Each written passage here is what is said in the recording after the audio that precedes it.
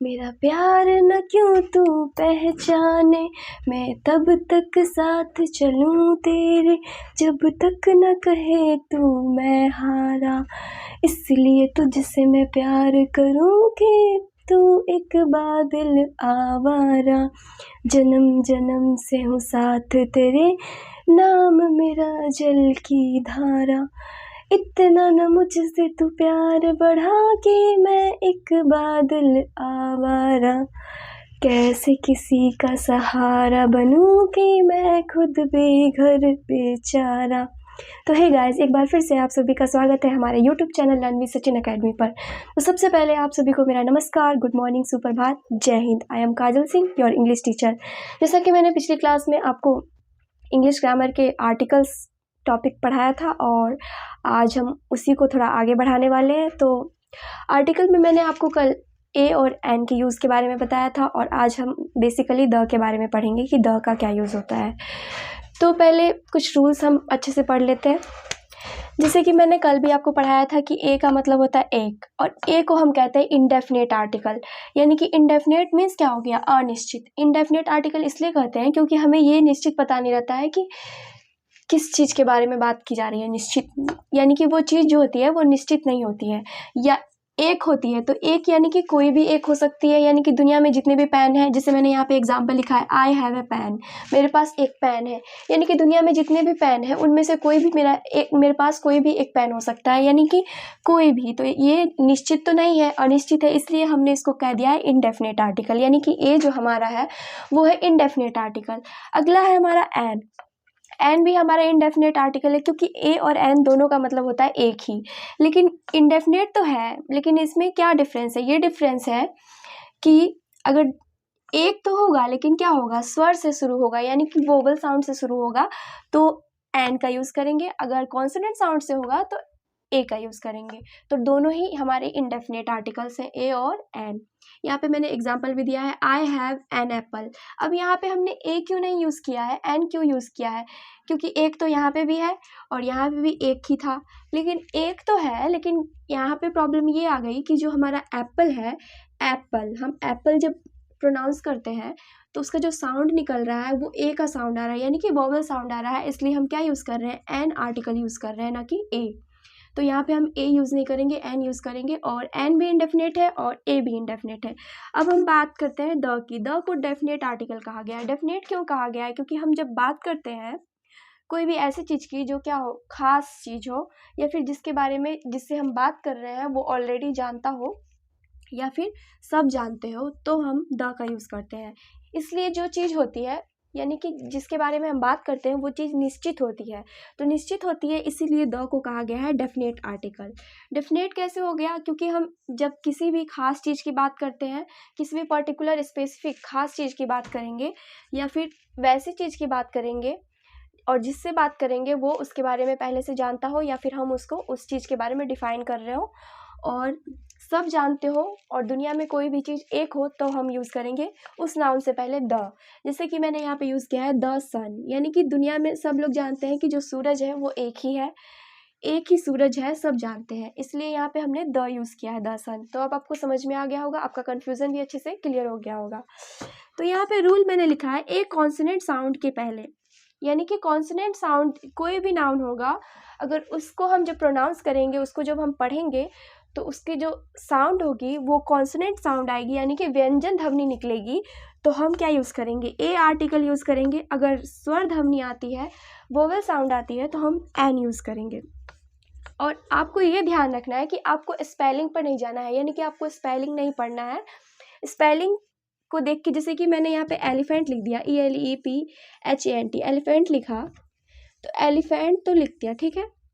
अब यहाँ पे हम इसके स्पेलिंग पर जाएंगे, तो स्पेलिंग देख के अगर हम ये कहेंगे कि हाँ, कि यहाँ पे स्पेलिंग से कि फर्स्ट में वोवेल साउंड है, यानी कि वोवेल है, ई लिखा हुआ है पहले, तो हम एन लगा देंगे। सही तो वैसे हो जाएगा, लेकिन कहीं कहीं पर ऐसे मिस्टेक हो जाती है।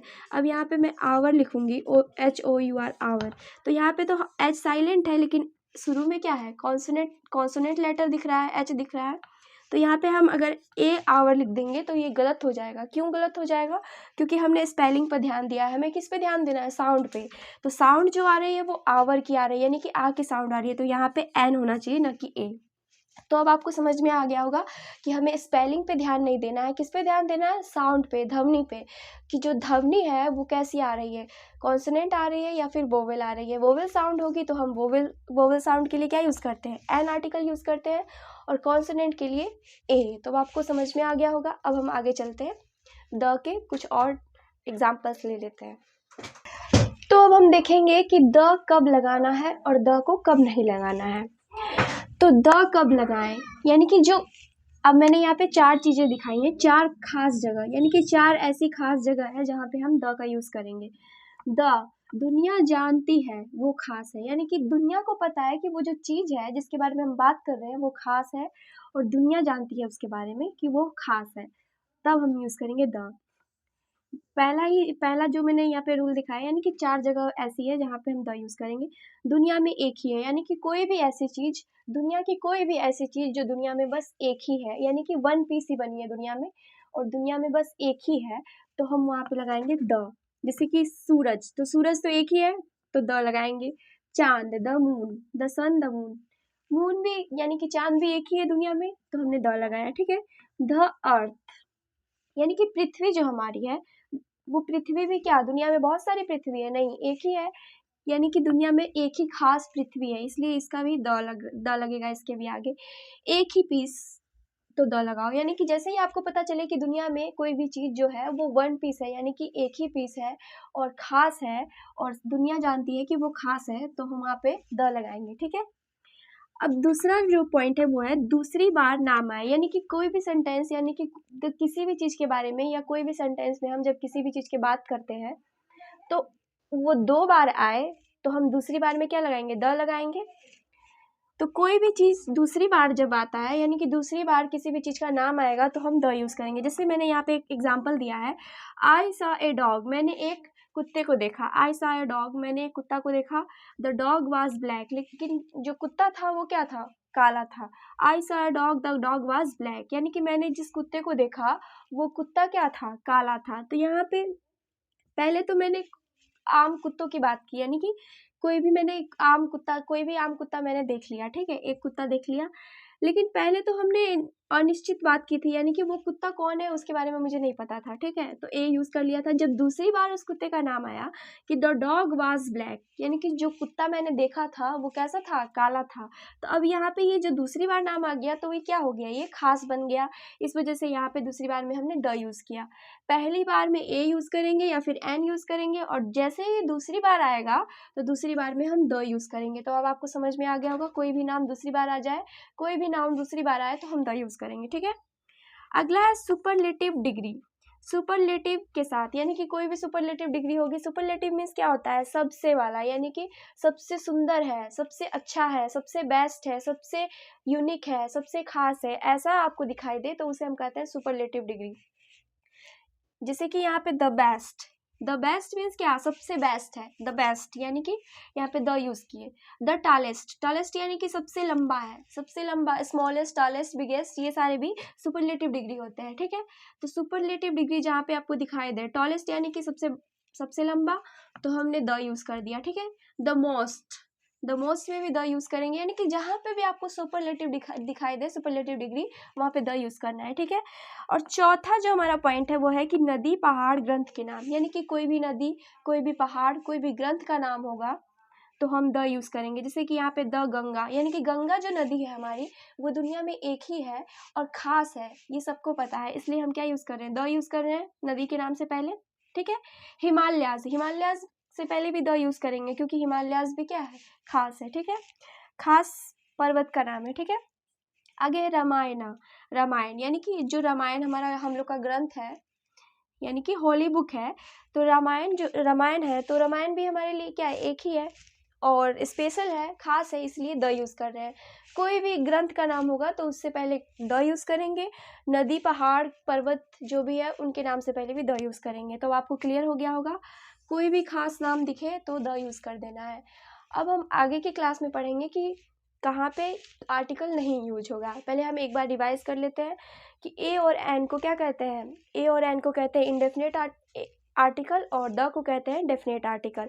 इंडेफिनेट क्यों कहते हैं ए एन को? क्योंकि हमें निश्चित पता नहीं होता है कि हम किसके बारे में बात कर रहे हैं, यानी कि कोई भी आम चीज़ के बारे में बात करते हैं, वो खास नहीं होती है, तो हम ए एन यूज़ करते हैं। और जब हम खास चीज़ की बात करेंगे तो कौन सा आर्टिकल यूज़ करेंगे? द यूज़ करेंगे। और जो ए एन होता है वो किसके पहले यूज़ होता है? काउंटेबल नाउन से पहले यूज़ होता है। और जो द है हमारा वो काउंटेबल से भी पहले यूज़ होता है और अनकाउंटेबल से भी पहले यूज़ होता है। तो अब आपको क्लियर हो गया होगा। और जो ए एन है वो सिंगुलर के लिए यूज़ होता है और जो द है वो सिंगुलर के लिए भी यूज़ होता है और कभी कभी प्लूरल के लिए भी यूज़ होता है। तो अब आपको क्लियर हो गया होगा। और एक और वर्ड मैंने बताया था कि जो द है हमारा, द को हम कभी कभी दी भी बोलते हैं और कभी कभी द भी पढ़ते हैं। कभी दी पढ़ते हैं, कभी द पढ़ते हैं। क्यों? अगर कोई भी जैसे वोवेल से स्टार्ट होता है कोई भी वर्ड, तो वोवेल से स्टार्ट होगा तो उससे पहले हम द को क्या पढ़ेंगे? दी पढ़ेंगे। वोवेल से स्टार्ट होगा तो द नहीं पढ़ेंगे, उसको दी पढ़ेंगे। अगर कॉन्सोनेंट से स्टार्ट होगा तो उसको द पढ़ेंगे, ठीक है, द प्रोनाउंस करेंगे। तो ये जो है बेसिक डिफरेंस रहता है। तो आपको समझ में आ गया होगा। अब अगली क्लास में हम नो आर्टिकल पढ़ेंगे, यानी कि कहाँ पे आर्टिकल का यूज़ नहीं करना है। तो आज के लिए इतना है, मिलते हैं नेक्स्ट क्लास में। तब तक के लिए हंसते रहिए, मुस्कुराते रहिए और मज़े से पढ़ते रहिए। और thank you so much for supporting me. और अगर आपको मेरी क्लास अच्छी लगी हो और आपके लिए ये यूज़फुल हो और आपको समझ में आया हो अच्छे से, तो प्लीज़ लाइक सब्सक्राइब करें और बेल आइकन को प्रेस करना ना भूलें। Thank you.